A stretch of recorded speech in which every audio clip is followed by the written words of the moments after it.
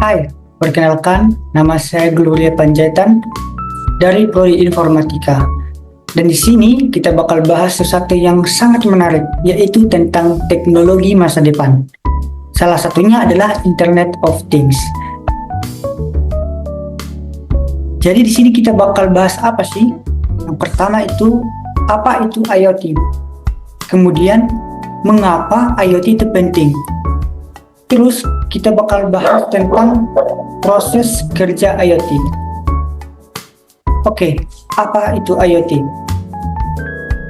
Istilah IoT dicetuskan oleh Kevin Ashton pada tahun 1999. Nah, IoT itu adalah konsep di mana berbagai perangkat fisik bisa terhubung ke internet. Dengan begitu, mereka bisa saling ngobrol alias bertukar data dan melakukan tugas secara otomatis. Contohnya, mulai dari HP pintar, smartwatch, sensor, sampai peralatan rumah tangga kayak kulkas atau lampu pintar. Kemudian mengapa IoT penting? IoT itu mempermudah segalanya, bukan hanya dalam kehidupan sehari-hari, dalam rumah tangga yang canggih, namun IoT juga berperan besar dalam berbagai bidang, seperti pertanian, peternakan, bisnis, dan lain sebagainya. Kemudian kita bakal bahas tentang proses kerja IoT. Contohnya gini, bayangin ada sensor suhu di rumah kamu. Kalau suhu ruangan terlalu panas, sensor ini akan kirim data ke cloud lewat Wi-Fi. Nah, di cloud, datanya akan diolah dan langsung kasih perintah ke ASIC buat nyalain pendingin. Semua ini terjadi otomatis tanpa kamu perlu repot-repot. IoT itu benar-benar bikin perubahan besar dalam kehidupan sehari-hari. Gimana enggak? Dengan teknologi ini, banyak hal yang dulu harus kita lakukan secara manual, sekarang bisa kita lakukan secara otomatis, bahkan tanpa perlu campur tangan. Jadi, hidup kita lebih praktis dan juga lebih efisien.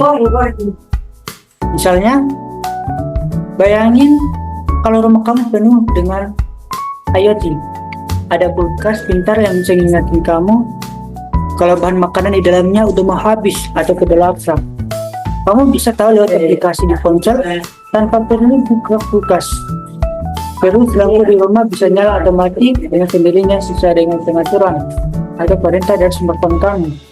Jadi nggak usah rapi-rapi lagi, matiin lampu satu persatu.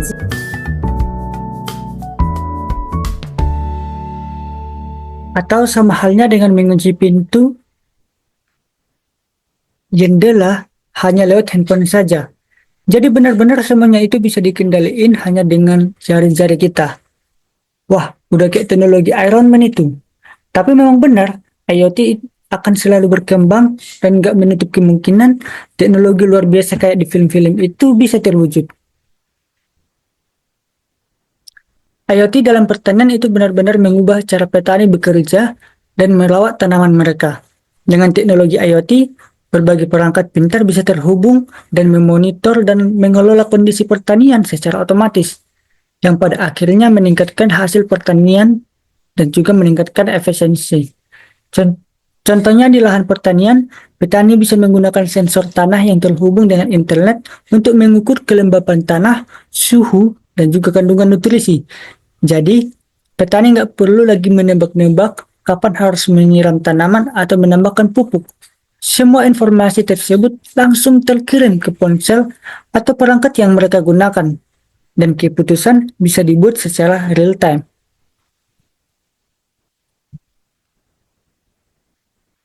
IoT dalam kesehatan itu lagi naik daun banget, dan benar-benar mengubah cara kita merawat kesehatan, baik di rumah sakit maupun di kehidupan sehari-hari. Teknologi ini memungkinkan berbagai perangkat medis atau alat kesehatan untuk terhubung ke internet dan saling berbagi data, yang bikin proses pemantauan kesehatan jadi lebih mudah, cepat, dan juga akurat. Misalnya, salah satu manfaat terbesar IoT di kesehatan adalah pemantauan jarak jauh. Misalnya ada alat yang bisa dipakai di tubuh kita seperti smartwatch atau smartband yang mengukur letak jantung, tekanan darah, kadar oksigen dalam darah, dan juga kualitas tidur kita. Semua data ini bisa langsung dikirim ke dokter atau ke rumah sakit. Jadi mereka bisa langsung melihat kondisi kita tanpa harus datang ke rumah sakit. Ini sangat membantu terutama buat orang yang punya penyakit kronis atau lansia yang butuh pemantauan rutin. Kemudian ada juga seperti pengingat pengobatan otomatis.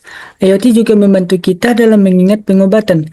Misalnya ada alat canggih yang bisa mengingatkan kita untuk minum obat sesuai jadwal yang sudah ditentukan.